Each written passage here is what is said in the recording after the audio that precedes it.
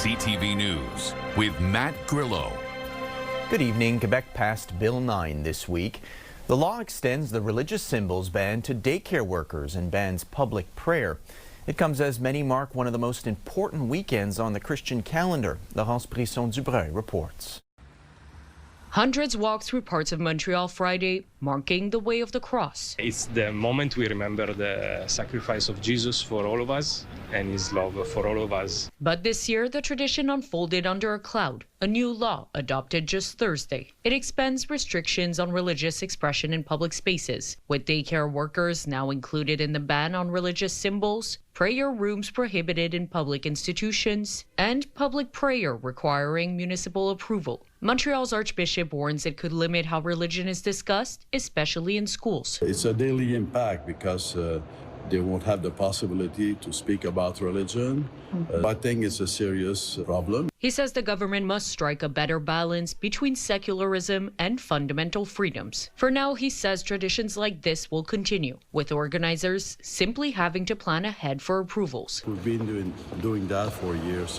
But he still questions why new restrictions were needed at all. Concerns are also coming from other communities. Stephen Brown of the National Council of Canadian Muslims says the law could disproportionately affect Muslim women, particularly in education and childcare. It's going to take away employment opportunities for Muslim women, women who are already discriminated against. He argues the law risks deepening divisions. There's almost a license to discriminate against religious minorities in this province. And once again, the system of checks and balances in our liberal democracy just aren't working. The group is now weighing its legal options. For its part, the government says the law was brought in to stop unauthorized public group prayer, adding that it trusts municipal officials to use their judgment. But that explanation does little to ease some concerns. We don't need to have this law in place. It's very disrespectful to our the founding people of Canada and of Quebec. She calls the law absurd and says it undermines freedom of expression. It will impact everybody who is a believer, and that's very unfortunate. It will limit our expression of our faith. For now, attention turns to when and how the law will come into effect. Laurence Brisson-Dubreuil, CTV News. There is a lack of fruits and vegetables at certain Super C and Metro grocery stores. It's because of an indefinite strike at the Metro Distribution Center in Laval. 550 employees walked off the job Monday after talks broke down. They voted 97% in favor of a strike. The union is asking for a 20% raise in the first year. Metro says that's unreasonable and will head back to the negotiating table when there is a more realistic demand. According to the union, the employer is offering 11% over 6 years. I don't see a way around this unless we get back to that table. And we want to come back to work, but we're not going to come back to work at with 11% of raise. And our objective is to offer working conditions that meet the needs of our employees and of our customers in a very competitive market. Metro is a good employer. We offer good working conditions to our employees. Wages are already very competitive, even before we offer increases. We pay as much, and in some cases more, than our competitors. The employees have been without a collective agreement since September 2025. Well, multiple rallies took place across the province to highlight the overpopulation of stray and feral cats. Volunteers are calling on the government to implement concrete measures to manage the problem. Christine Long reports. Calling out for help to care for stray and feral cats across Quebec. Danielle Roby sees it's a growing problem in her neighborhood of La Salle. I love cats, and I take care of homeless cats in my neighborhood, and I've adopted several over the years. These cat lovers pay out of pocket to help care for cats and want standardized government funding. We do it on our own, and we pay from our money, but the government should help the SPCA. In a statement, the SPCA says sustained funding for trap, neuter, return, maintain programs is very important to contain cat colonies. Rescue groups and volunteers like Marie-Michelle Couture can only do so much. They get them neutered, and the next day they go drop them back at the colony where they're from. With their estimate of 1 million stray cats in Quebec, she says a task this big shouldn't be left to volunteers. Get more access to help the cats. So a lot of rescues are non-funded by the government. So if they could get some kind of money incentive to help them to take in more cats, that would be helpful for sure. Event co-organizer José Dufresne wants provincial pet laws to be more stringent, demanding all cats be sterilized and microchipped at a reasonable price. Stérilisation obligatoire pour tous les chats, puis le micropuçage. Patrick DeVos says the sale and adoption of cats in Quebec should be regulated. On veut que la vente et les adoptions soient réglementées. They've started a petition at the National Assembly and have garnered more than 6,000 signatures calling for changes to the law. CTV News reached out to the minister responsible for wildlife, but Benoit Charrette's office declined to comment. Ghislaine Rivard and her sister Francine have been rescuing cats for 25 years and say the law needs to be changed and enforced. Be responsible for the animals that they have. It starts there. And the laws are stupid because they only put a plaster on a big problem that's already there. The deadline to sign the petition is April 11th, 2026. Christine Long, CTV News. Advance voting in a trio of federal by-elections continues today. Former cabinet ministers Chrystia Freeland and Bill Blair resigned as MPs for the Toronto ridings of University Rosedale and Scarborough Southwest, ridings that analysts say remain Liberal strongholds. Liberals face a tighter race against the Bloc Québécois in the Montreal riding of Terrebonne. The results could reshape things on Parliament Hill as Mark Carney's Liberals look to secure a majority in the House of Commons. Voters in all three ridings can cast advance ballots again Sunday. Election Day is April 13th. You can watch CTV's live election special beginning at 7 p.m. Eastern. A driver in his 20s was killed early this morning after losing control of the vehicle he was driving after hitting a rock. It happened just after midnight at the intersection of Ridge Road and Bouchette Street in Huntington. Police say he was pronounced dead at the scene. Longueuil police have arrested a man in his 20s for alleged impaired driving and hit and run. The crash was just before midnight at Bienvenue Avenue and Milan in Brossard. Police say occupants of the suspect's car fled the scene on foot but were arrested nearby. The driver in the other car was injured and transported to hospital. Montreal's Port Authority has announced the sudden departure of its president and CEO, Julie Gascon. In a brief statement issued Friday, the Port Authority said Gascon's departure is effective immediately. It adds that the board of directors will oversee the leadership of the organization on an interim basis. The Port Authority did not provide a reason for her departure. Gascon started serving in the role in February 2024. Before that, she was the president and CEO of the Pacific Pilotage Authority and worked for the Canadian Coast Guard and Transport Canada. Today marks the fourth day of the Artemis II moon mission. Overnight, Canadian astronaut Jeremy Hansen radioed back to Earth to talk about his experience so far.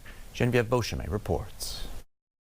You are now closer to the moon than you are to us. As the spacecraft heading further into deep space than any other crewed mission closed in on its lunar flyby.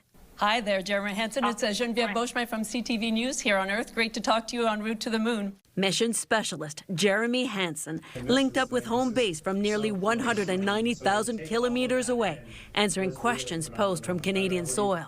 We saw those great images, that great image of the Earth today. I wonder if you can describe for us, though, and for so many Canadians who are following your mission, what you're seeing with your own eyes that really those cameras really can't quite capture. We were out there at 60,000 kilometers. We came back to within 200 kilometers of the planet. And it just felt like we were falling out of the sky back to Earth. And I said to Reed, it feels like we're going to hit it. It's amazing that we're actually going to go around and miss this thing. It was just so close. The Canadian and 3 Americans have been testing equipment and procedures preparing to observe the dark side of the moon. They'll just be slowly cruising by over the far side of the moon, and then they'll see an Earth rise. And that, I think, will be an incredible moment for them. It's around here somewhere. The crew has also been on a bit of a side quest, searching for maple syrup from Quebec that is somewhere on board. Hansen was also asked whether, as the lone Canadian, he was being teased aboard the Artemis II Orion capsule. To ride that incredible rocket with my 3 Canadian colleagues, and my 3 American colleagues, it is such an extraordinary example of collaboration and what we can do when we set big goals and we reach out to achieve them together. It's been tough to make fun of him because he got up here, and even though he's Canadian and a first-time flyer, he's making it look easy. The Canadian Space Agency also says Artemis II has prompted many to look up at the moon and follow the mission online. We're seeing massive engagement across the country, and it's good news. It's good news about international collaboration, what happens when you bring the best of humanity together. And Hansen promises more spectacular photos from his space voyage. I would like to remind Canadians, if we can send a human around the moon in 2026, just imagine what we're capable of doing next. Thanks so much for joining us on board Integrity. And people here will continue to follow the mission to look up at the moon until splashdown, the return to Earth on April 10th. Geneviève Beauchemin, CTV News, Longueuil, Quebec. For many, artificial intelligence can be intimidating. That's why one Montreal man says he has come up with a way to empower seniors. 73-year-old Myron Wellick says he was initially nervous when it came to AI and how it could be used. But when he realized it wasn't going anywhere, he decided to embrace it. Wellick came up with an AI presentation that he shares with seniors to help them get a sense of what AI can do. We talk about the bad stuff, the scams, the deep fakes, the cloning. We talk about the good, positive stuff that AI can do, and we give an example. We say to AI, we know how, write me a poem about how awesome the 60s were. In 12 lines, it blows people out of the water. So at the end of it, people are just clapping. They're going nuts. They love it. So they're learning practical, useful information, which anybody could teach. But they're using it they're learning it with a smile in an entertaining way. To date, more than 250 seniors have seen the presentation. We are booking workshops, tutorials. We will be introducing many other different, unique, what I call part of the groovy AI experience. It's not a one-shot wonder. We've come a long way in a short period of time. Wellick has more presentations coming up in May in TMR and Chamonix, and he hopes to one day take it worldwide. Let's have a look at weather. We are at 5 degrees in Montreal. Similar temps in the eastern townships. It's 5 in Sherbrooke, 1 degree in Quebec City. It's going to warm up tomorrow, 7 degrees in the morning, but we're expecting showers. The high will be 9 degrees with clouds throughout the day. We're going to have some sun coming up this week. A mix of sun and clouds for most of the week. Thursday and Friday are going to be very warm. A high of 16 on Thursday and 14 on Friday. After the break, the search for a missing U.S. pilot continues in the Middle East as Trump threatens Iran. Rising fuel costs and a major Canadian air carrier introduces a fuel surcharge. The race is on to find a missing U.S. pilot after his fighter jet was shot down over central Iran. The other pilot has been rescued, while Tehran is offering a financial reward for locating the missing pilot. Selena Wang reports. Today, President Trump taking to his social media platform, reiterating his threat to strike Iran's energy sites if they don't open the Strait of Hormuz, writing, "Remember when I gave Iran 10 days to make a deal or open up the Hormuz Strait? Time is running out, 48 hours before all hell will rain down on them. Glory be to God." The president's warning comes as the military urgently searches for a missing U.S. service member.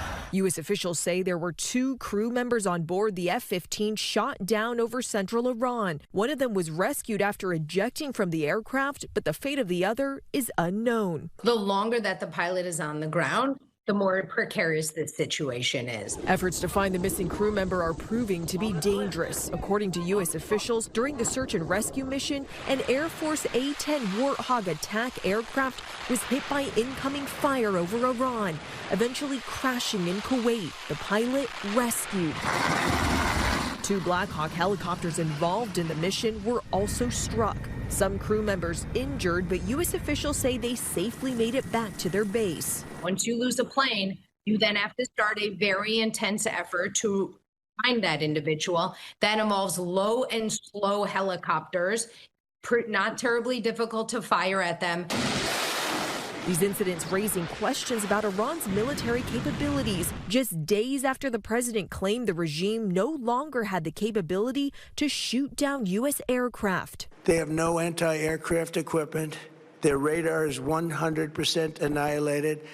We are unstoppable as a military force. A news broadcaster on Iranian state TV telling Iranians they'd be rewarded for capturing any crew members alive and turning them over to the regime. Selena Wang, ABC News, Washington. Iran has reportedly set an Israeli ship in the Strait of Hormuz on fire. The move comes as U.S. intelligence reports warn that Iran is unlikely to reopen the strait anytime soon. This is raising concerns over fuel prices, including jet fuel. Alison Bamford reports. Passengers are already paying extra on airfare to cover the sky-high costs of jet fuel. But the price of a ticket signals a much bigger issue. This is probably the greatest energy crisis of a generation. Jet fuel prices have more than doubled since the war on Iran began, the result, analysts say, of a massive supply shortage. The war has disrupted essential shipping channels through the Strait of Hormuz, and attacks have damaged energy production facilities in the region that experts say could take months to get back online. The only way in the short term to deal with that over the next couple of months is by higher prices to lessen demand. This week, U.S. President Donald Trump told countries struggling with jet fuel supply to buy from America. But experts say the U.S. stock won't make up for the global shortfall. There's not instantaneous transfer, so it's going to take at least 5 or 6 weeks to even get Mr. Trump's offer to anywhere of these countries that need it. The bulk of Canada's jet fuel is produced domestically, but we don't make enough to export. While analysts say supply for domestic flights shouldn't be an issue, return trips from international destinations could be challenged. Asia, Western Europe, Central Europe, that's where we have to be concerned about both the supply of jet fuel as well as the price of jet fuel. So international services are at risk. Experts say flight routes could change or international trips could be canceled altogether, starting as soon as the middle of the month. Alison Bamford, CTV News, Saskatoon. In response to higher jet fuel costs, starting Wednesday, WestJet will start adding a fuel surcharge and reducing some flights. The airline will add a $60 temporary fuel charge for all bookings made with companion vouchers. The company will continue to assess the surcharge and adjust as conditions allow. WestJet will also offer 406 fewer flights in April and 1,000 fewer in May. A spokesperson says most guests impacted by the changes were provided re-accommodation options. A gunman opened fire on a Jewish-owned restaurant in Toronto on the second night of Passover.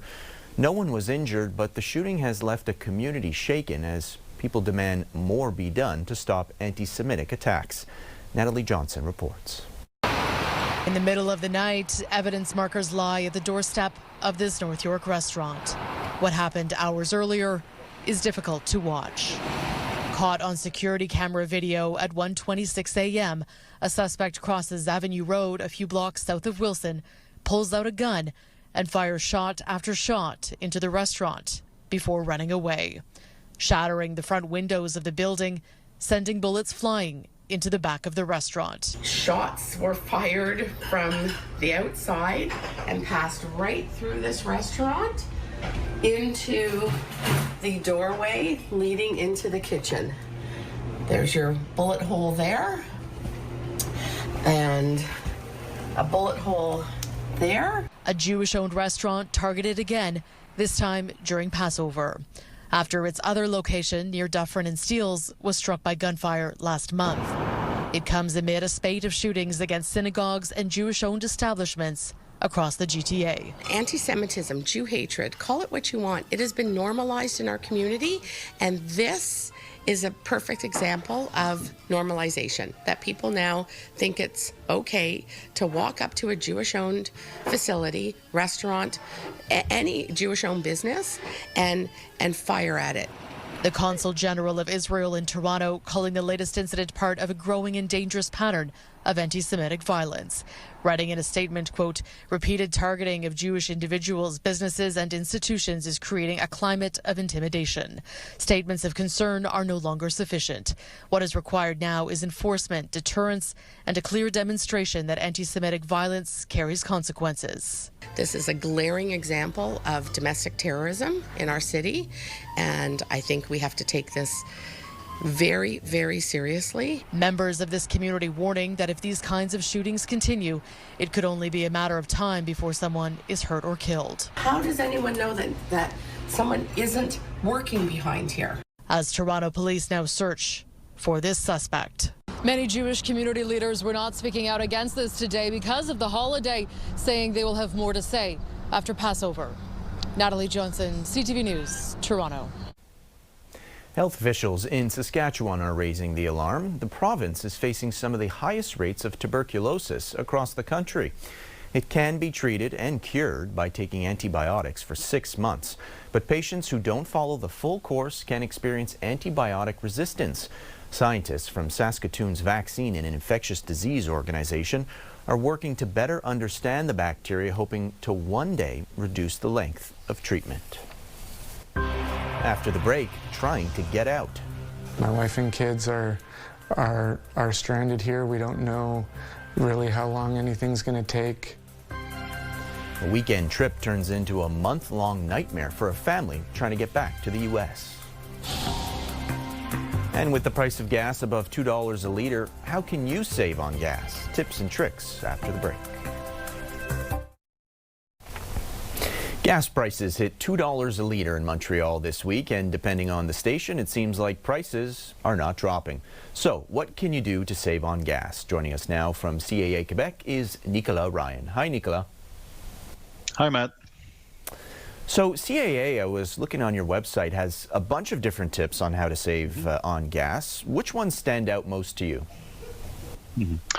Well, the main solution actually is between what we call the steering and the seat, and it's the driver. The way you drive can actually save you a lot of dollars whenever you're driving. So a lot of people are on the road this weekend for Easter weekend. And you know, everyone going 120 kilometers an hour on the highway, not only are you breaking the law, but you're also reducing, you're actually raising your consumption of gas by about 20% that if you went at 100 kilometers an hour. So just the way you drive will actually make you consume more gas. Even the same in whenever you're in small cities or just going around. Slow down, and you're going to save on that. You're going to save quickly on gas, and that's probably the biggest tip we can give to people. Yeah, I can't tell you how many people I see speeding up into red lights as well. That seems to be like a big problem. Well, even when you're stopping at every corner, just go slow. And when you're driving back, start slowly again. And that's pretty much where people will just hit the gas button too much. And you know, those cents, well, they blend together. And at the end of this, you're losing dollars at every corner like this. So like I said, in between the steering and the seat, that's the person that you have the most control on it. And that's the better place to save on gas. There are some more expensive ways, though, like buying a fuel-efficient car. It's just not always in the budget for a lot of people. But something as simple as making sure your tires are properly inflated could help as well. Exactly, and even just having a safe car. So every time, let's say every season when you change your tires, if you do that whole inspection of your car, you might see that there are some issues with your car. And having a well-maintained car can actually save you up to 20 to 25% also on gas consumption. So that probably that $100, a couple of $100 that you're going to pay at the garage, it may in the end save you a lot of money on all the gas that you're going to consume with your car. And like you said, maintaining that good tire pressure will also prevent your car from using too much gas. And all these little tips, you know, they add together, and in the end, that's the best way to save on money. And if people can, let's say your lease is probably at the end of it, you might start thinking about maybe an electric vehicle or either an hybrid vehicle as well. And then, you know, you're going to put those gas problems behind you. Lots of real-time information out there on gas prices. People can access practically all of it on their phones. What about trying to fill up or time your fill up? Would that help people at all? Yeah, I always tell people, no one has tomorrow's newspaper. If we did, we'd all be rich, and we'd all know when to do it. The reality is, and it's unfortunate, we're not deciding gas prices in Quebec. So a month ago, we were around $1.35, and Donald Trump and the United States decided to attack Iran, and now we're up to $2 because of that situation. Even a few years back, nobody thought that we would see gas again under $1, and then the pandemic happened, and we did fill up our cars under $1. So thinking about timing, you might say, oh, it might be 2 cents tomorrow, and then in the end, something happens somewhere in the world, and we're up 20 cents the next day. We don't do production at CA Quebec because of that, because we never know what's going to happen the next day. But yes, there are lots of information. Even La Régie de l'Énergie this week launched their new website, where we call it for fun, the virtual car tour. We see those gas prices everywhere, but with that new tool that La Régie de l'Énergie has put out, you actually get to see those prices in real time. And all the gas stations, it's mandatory for them to inform whenever they're changing their price. They have about, I think, 5 or 10 minutes to go put that information up to date. Yeah, that's very helpful. Are we at the point, you think, where people will change their habits or even change their mode of transport? Mm-hmm. It might be also another solution, and we tell people a lot. Whenever public transit, let's say, is available for people, it can be a solution. Maybe not every day, but if you put just one public transit per week, well, you're going to reduce your gas consumption. We hope that we see spring anytime soon. Good temperatures and things like that. When it's going to be back, you might want to do active transportation. So either walking, running, taking your bike out, maybe just for a couple of things, going to the grocery store, let's say, getting the kids to daycare, getting the kids to school. It might be a way to leave your car at home if you can. And for those companies also that let people do this, if you can do one more day of working from home, that's also another way to leave your car parked in front of your house and not fill it with gas when you don't need it. Nicolas Ryan from CAA Quebec, thanks for doing this today. Thank you.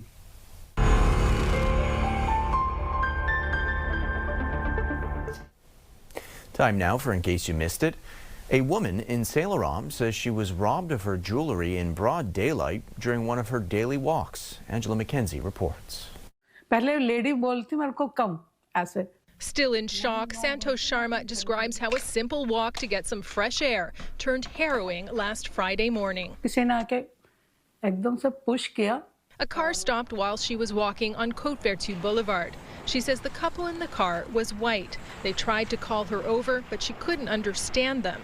Then someone else came from behind and pushed her to the car. Being old and not physically that strong, though, they were able to hold her well. So she was not able to free herself, and she lost 4 bangles from both of her hands. Her son Vishnal Sharma says the thieves, including at least one woman, forcibly removed these 4 gold bangles from her wrists before taking off. It all happened in the span of a few minutes.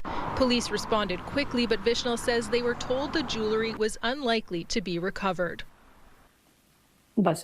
Santosh says she feels the thieves were trying to distract her, waving and saying "Mamma Mia" repeatedly. They also stuffed fake jewelry into her pockets. CTV News recently reported distraction thefts are on the rise in Canada. This past fall, Laval police warned of thieves targeting seniors for their jewelry. Vishnal says today the bangles would cost around $15,000 to replace, a gift he gave to his mother on his wedding day. For us, it's very tough to purchase something like that. So it's not an easy thing. Santosh is from India and only arrived in Canada 3 years ago. She says she's never been the victim of a crime before and thought Montreal was a safe city. Now she says she's too afraid to go outside. I just want to tell everybody that be vigilant and stay away from all these people and never wear jewelry on the roads. And they hope sharing this story will help keep others safe. Angela McKenzie, CTV News. A Canadian family living in the United States has been unable to return after a weekend trip to Quebec. They were denied re-entry at a border crossing and have been stranded in Ottawa for nearly a month. Caitlin Wilson has the story. When Michael Freeze, his wife and 3 kids packed for a weekend trip to Quebec back in March, they didn't know they were leaving their life behind. My wife and kids are stranded here. We don't know really how long anything's going to take. A month later, they're now in Ottawa, staying at a house in Canada while the owners are on vacation, unable to return to their home in Massachusetts. My daughter was saying, I'm forgetting my stuffies' names, and so we are taking it one day at a time, and some days are better than others. Originally from Alberta, the Freeze family moved to Martha's Vineyard 4 years ago after Michael graduated university in Idaho to work for a luxury home builder. There's a 1-year visa right after you graduate from university, and then I got a TN visa. And with that TN visa enabling him to work in the U.S., they built a life there, rent a home on the island, and welcomed their youngest son, Luca. So when they decided to take a weekend skiing trip, Michael says he didn't think twice about renewing his visa at a Quebec border crossing. We were at the border for a long time. They were trying to figure things out, and it got denied. Essentially that he didn't think that my job landed as a construction consultant. My gut just dropped. Like I just like, then what do we do? Where do we go from here? They say they tried again the next day at an Ontario border crossing with updated paperwork, but were denied again. According to U.S. Customs and Border Protection, a TN visa allows Canadian citizens to work in the United States under specific jobs. You will see border officers sometimes exercise discretion in favor of those people. That discretion, however, we've seen reduced under this administration. And for the Freeze family, that decision has left them in limbo, staying with friends while they explore other avenues to get back home. The uncertainty is definitely the hardest part. We never imagined that this would have happened when we were leaving, for sure. Caitlin Wilson, CTV News. Coming up, getting ahead on that spring cleaning. There are all kinds of contaminants that originate from inside your house. What you can start cleaning right now as the weather begins to warm up. Download the CTV News app and stay on top of local stories as they unfold. Increasing number of abandoned buildings. Customize your feed and watch live wherever you are. CTVMontreal.ca, your home for news. With more diet-conscious consumers, companies are offering more products with protein. But where is it coming from, and what does that mean for nutrition? Here's Sierra D'Souza Butts. AGT Foods says the crops produced in Saskatchewan are naturally high in protein and fiber. The addition of a natural protein from lentils and peas are giving 18 grams of protein per single serving. It's one additive used to increase the amount of protein found in pastas, bread, and even cereal. They're looking for 24 grams of protein per serving, 8 to 10 grams of dietary fiber. I mean, who doesn't want that in the chips or the crackers or the cookies that they're eating? With the demand for foods rich in protein rising, so are the number of options on the shelves at grocery stores. If you're looking at a regular whole wheat bread or bagel, you might get 5 or 6 grams of protein from those whole grains. In these newer protein-targeted products, the protein is almost twice as much. To help create that additional protein, whole food-based ingredients such as protein powder and skim milk may also be included. The future for protein is very, very strong. As the shortage of protein continues globally, Protein Industries Canada says the country has an opportunity to fill the gap. Whether it's driven from GLP-1 drugs in North America or whether it's the Asian market, that you have 60% of your global population getting only about 50% of their daily protein in the diet. They simply don't get enough protein in products like rice. So it's a wonderful opportunity for Canada to make it here. While plant-based protein foods are just as healthy as protein found in meat, JM Nutrition says prioritizing micronutrients is also important. We're so focused on protein. Are we missing some of these other micronutrients, right? What's the fiber content of these products? Is there still a good amount of iron and those kinds of foods that also help keep us healthy and happy? Also encouraging people to read the nutrition labels on products before consuming. Sierra D'Souza Butts, CTV News, Regina. New legislation in Alberta is looking to make it easier to find local liquor products. The Alberta Whiskey Act will clearly define what is Alberta whiskey and how it's made in an effort to grow the province's distilling industry. Tim Bruck has more on the bill. New parameters around Alberta whiskey will soon define exactly what makes this drink so sought after. In simple terms, it means the product has to be made right here in Alberta from start to finish, using 100% Alberta water and primarily Alberta-grown grains. The Alberta Whiskey Act is a new effort to grow the local distilling industry. Producers have been asking for clear labeling parameters for years as they try to differentiate their whiskey in a competitive market. This starts putting the eyes on us, getting people to come to Alberta, in parallel with our tourism industry that is burgeoning right now and developing rapidly. If Kentucky can bring in $9 billion annually, we are the breadbasket of Canada. We are the grain producers. We make wonderful whiskey here, and we have been for decades. So why not us too? And the Alberta spirit isn't the only noteworthy part of this bill. It's AI entering into the core machinery of government. The province used artificial intelligence to help write the legislation. It won't say what percentage is AI, only that it helped with research and data entry, and that humans had the final say. This legislation is structured, it's repeatable, it's pattern-based. AI is good at all that stuff. The challenge is designing the workflow around it. Alberta's government predicts this likely is not the end of AI assistance. We're not really anticipating a world where AI writes all of our legislation alone, but we certainly anticipate one where AI can be one of the tools that we use. Expect the Alberta whiskey title to be handed out to eligible distillers later this year. Tim Bruck, CTV News, Cal.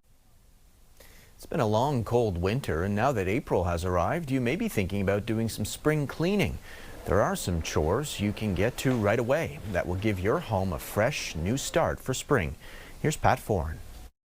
Airing out the house isn't a new idea. In Germany, it's called Lüften, and they do it multiple times a day. It's recently gotten some social media attention and been dubbed house burping, and it's one way to get fresh air inside your home. There are all kinds of contaminants that originate from inside your house, from cooking, pet dander, dust, all the cleaning products that we use. And so all of that adds up. Opening the windows can be really great for improving your home's air quality. Now is a great time for some air purifier maintenance. Vacuum any pre- and post filters with the brush attachment and replace the filters regularly according to the manufacturer's instructions. Next, the washing machine. If you notice any smelly odors, run the tub clean cycle or an empty load on the hottest setting with 1 cup of bleach. If you have a front loader washing machine, if you can, clean the drain pump filter. So the drain pump filter catches all the lint and hair and other small objects as water drains from the drum. Over time, it can become clogged and kind of gross. It's not hard to do once you know how, but you want to check your washer's manual. Now to the dryer for some important safety maintenance. Cleaning the dryer vent. Even if you're diligent about emptying the lint screen after every load, it's critical to clean the hose and duct leading all the way to the outside of your home. Small fibers will get through the trap and into your dryer vent, and so it can cause buildup and lead to a serious fire inside the vent. So if you can't access it, you'll need to hire a professional to clean it. You may also want to deep clean your pillows. It should be done twice a year to remove sweat, hair, and skin cells. Most pillows can be machine washed. Check the tags and be sure to follow the instructions. Pat Foran, CTV News. Tonight, Canadians forward Cole Caulfield could score his 50th goal of the season. The Canadians play the New Jersey Devils in Newark. Caulfield scored his 48th and 49th goal in the Habs' 3-2 victory over the New York Rangers Thursday night. And the team's 7th consecutive win. He's now 1 goal behind Colorado Avalanche star Nathan MacKinnon for the league lead. The 25-year-old has a chance to be the first member of the storied franchise to get to that mark since Stéphane Richer in 1990. The game of soccer is likely to find new Canadian fans as the FIFA World Cup arrives this summer. Momentum is also building around a possible rule change designed to make soccer faster with more goals. Dylan Dyson explains. The new rule is kind of like in hockey. If this is the blue line and I keep one leg in and he plays the ball, Danny, Now I am onside. A major rule change is coming to soccer in Canada that could change the way kids learn to play the game. How are you going to have a coach speaking to a ref who's teaching a player and getting yelled at by a parent, and everybody's got a different version of the rule in their head? And FIFA, the governing body behind the World Cup coming to Canada this summer, is using the Canadian Premier League to test it. It's cool to see maybe something start here, you know, a new rule potentially starting here in CPL. This season, Atletico Ottawa and other teams in the Canadian Premier League will be used to test a new version of the offside rule in a bid to make soccer more exciting, with more goals being scored. Currently, an attacking player is offside if any part of the body used to score is past the second to last defender. Under FIFA's new trial offside rule, an attacking player's entire body must be past the defender, creating a gap or daylight to be offside. As you can see, between Manu's back and Danny's foot is daylight.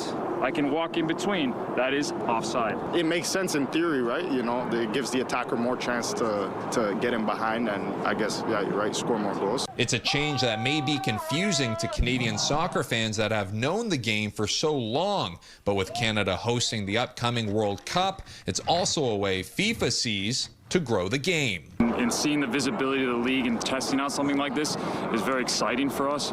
We need more eyes on Canadian sport, Canadian soccer, and this is a way to do it. The next generation is going to potentially be learning from, 3, 4, 5 years old that this is the new way of football, right? So, yeah, it's exciting. Dylan Dyson, CTV News. We know that Canadian astronaut Jeremy Hansen is on board the Artemis II mission to the moon.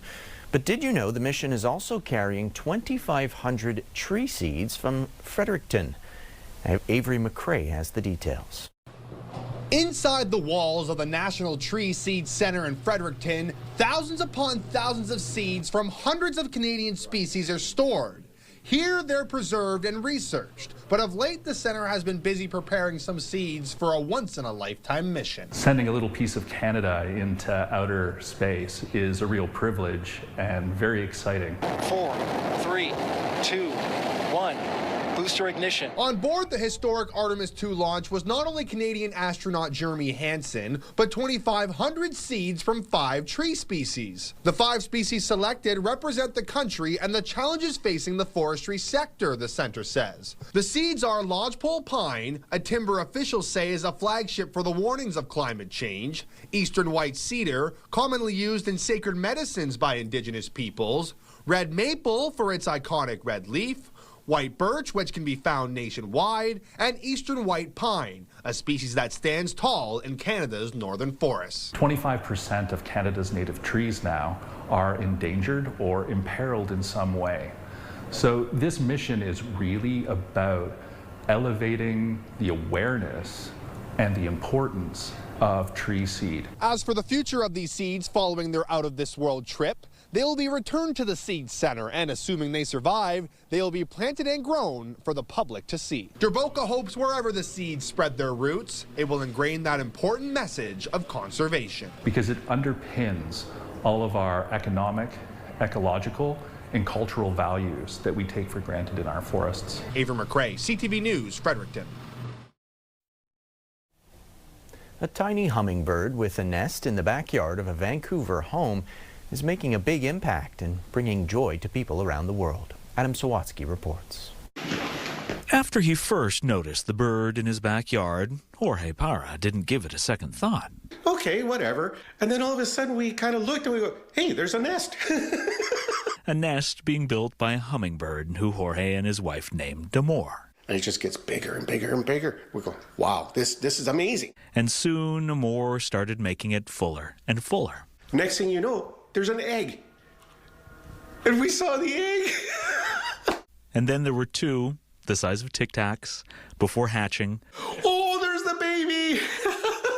To reveal siblings no bigger than jelly beans. Such an incredible little creature came out of that egg. They named the first Pickle before calling the second Jelly Bean. This is such an amazing experience.